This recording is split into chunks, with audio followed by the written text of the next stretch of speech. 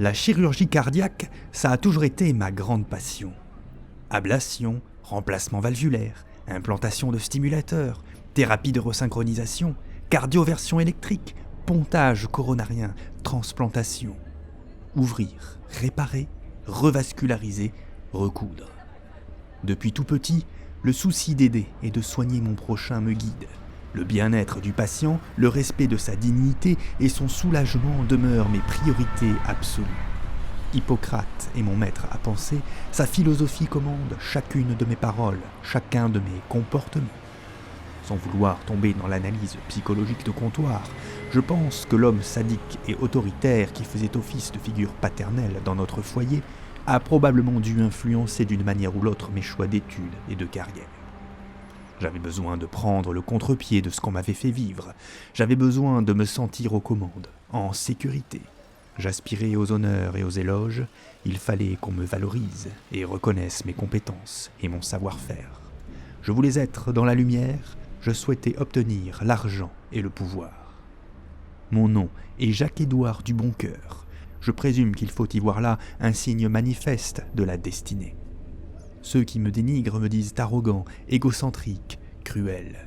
Pour dire la vérité, je supporte simplement mal la contrariété. Je déteste qu'on me discrédite et je demeure juste incapable de faire montre de patience. Rien de grave en soi. Je présume que les gens, même ceux qui me côtoient au quotidien, ne me comprennent pas facilement. Ils interprètent sans doute avec excès et continuellement mes propos et mes actes, ce qui les empêche de voir clairement l'individu que je suis. Sachez en vérité que l'humain est et sera toujours au centre de mes préoccupations. Certes, mon métier n'est pas un long fleuve tranquille et mes lourdes responsabilités m'imposent de ne pas accepter facilement la défaite. Renoncer ne fait pas partie de mon vocabulaire. Dans mon domaine, il ne faut pas se sous-estimer et il n'y a pas de place pour les faibles et les indécis. L'esprit de compétition, l'audace et la soif de défi sont les clés de nos plus brillantes réussites. Grâce à mes traits de caractère si marqués, ces qualités indispensables que certains critiquent ou méprisent, j'ai toujours été un excellent chirurgien. Il n'y a qu'une seule fois, cependant, où tout s'est mal terminé. Une seule. Ce jour-là, malgré toutes mes convictions, j'aurais dû admettre assurément que le cas était désespéré.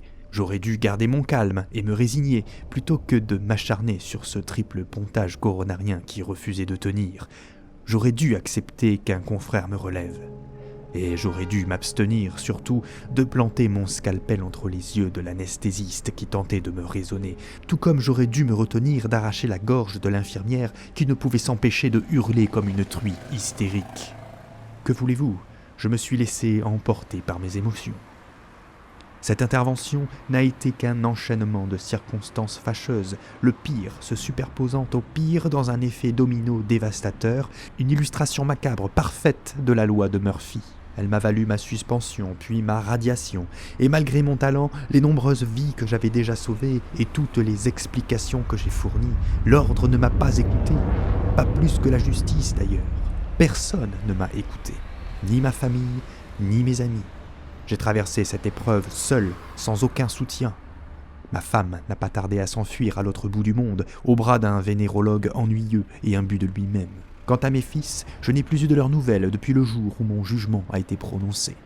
Les quelques proches collègues sur lesquels je croyais pouvoir compter m'ont tourné le dos et rayé définitivement de leur carnet d'adresses. Mais peu importe, je ne suis pas en train d'essayer de vous attendrir ou de vous convaincre de ma sensibilité.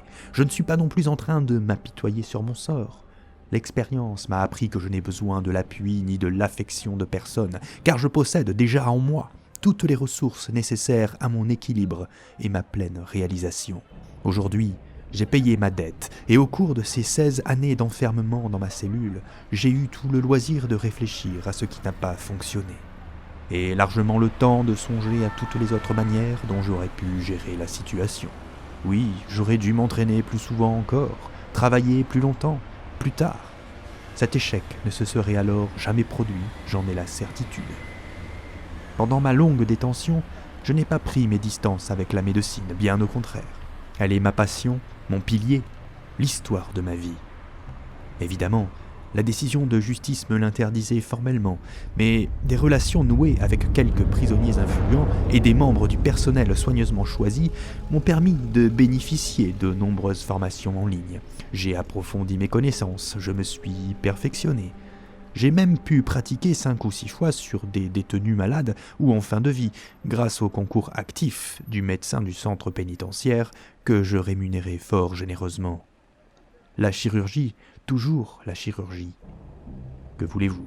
Tout est monnayable, l'argent achète tout, et l'argent était tout ce qu'il me restait lorsque j'ai été condamné.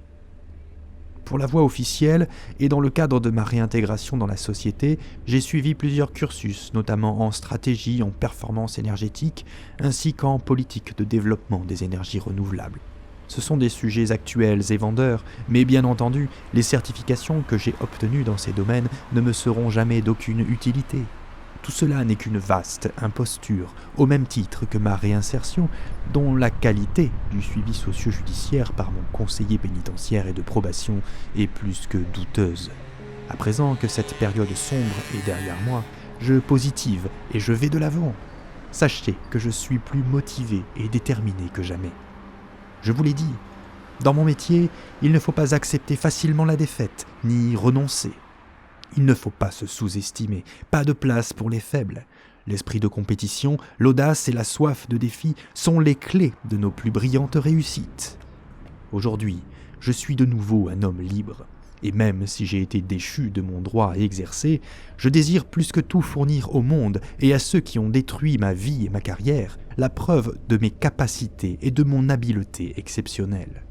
J'ai une revanche à prendre, et il n'est jamais trop tard pour se remettre en selle. Alors, je continue d'opérer dans les caves de ma cité HLM que j'ai tout spécialement aménagées pour cette cause méritoire. Les SDF, les mineurs non accompagnés et les prostituées que j'enlève et transporte dans mon vieux fourgon constituent une réserve intarissable de patients de premier choix. Allons, comment pourrais-je faire autrement ? Un chirurgien a besoin de s'exercer, et un chirurgien sans patient, cela n'est sérieusement pas concevable, n'est-ce pas ? Dans le quartier, les jeunes m'ont surnommé naïvement le doc. Ils ne connaissent pas précisément la nature de mes activités, et aucun d'entre eux ne pose de questions. Il y a ici une sorte de loi tacite qui empêche les gens de trop s'intéresser aux affaires des autres. Tant que vous n'entravez pas le business de votre voisin, tout se déroule pour le mieux. De toute façon, je ne suis pas inquiet, cela fait quelque temps déjà que la police n'ose plus venir trop souvent dans les parages, le climat y est explosif, et il serait dangereux tant physiquement que politiquement de vouloir tenter d'y rétablir ce que certains nomment avec fierté l'ordre républicain. En réalité, tout le monde préfère fermer les yeux sur la misère sociale et l'insécurité de ce quartier gangréné par le chômage, la délinquance et les trafics en tout genre, et je vous avoue que c'est tout à mon avantage. Figurez-vous que je n'ai pas perdu la main malgré les années. Je ne tremble pas, je n'hésite pas. Cependant, chaque intervention dérape soudain et les événements s'enchaînent alors de la pire manière pour donner raison encore et toujours à la loi de Murphy.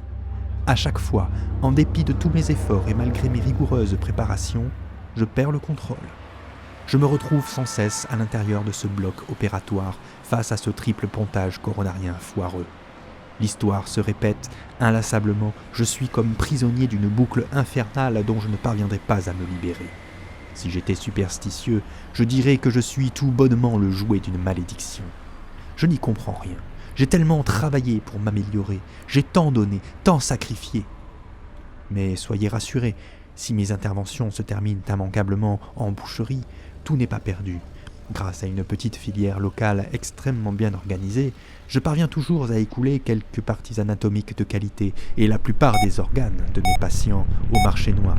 C'est déjà un moindre mal et une façon efficace de lutter contre le gaspillage. Vous l'avez compris, au bout du compte, et malgré mes nombreuses déconvenues, je ne me laisse pas abattre. J'ai pour objectif de devenir le meilleur chirurgien cardio-thoracique du monde. Et jamais je n'abandonnerai, m'entendez-vous? Jamais. Je suis le talentueux Jacques-Édouard du Boncoeur. C'est pourquoi je vais poursuivre mon action, encore et encore. Il me faut réviser mes procédures et répéter mes gestes jusqu'à devenir parfait, prêt à faire face à tout instant à n'importe quel impondérable. Je peux y arriver, je le sens, j'en suis persuadé. Ce n'est plus qu'une question de temps. Ce soir encore, je descendrai en ville à la recherche d'un ou deux patients, et je sais que mon travail durera sans doute toute la nuit. Mais que voulez-vous? Quand on aime, on ne compte pas. Comme je l'ai dit, la chirurgie cardiaque, j'ai vraiment ça dans le sang.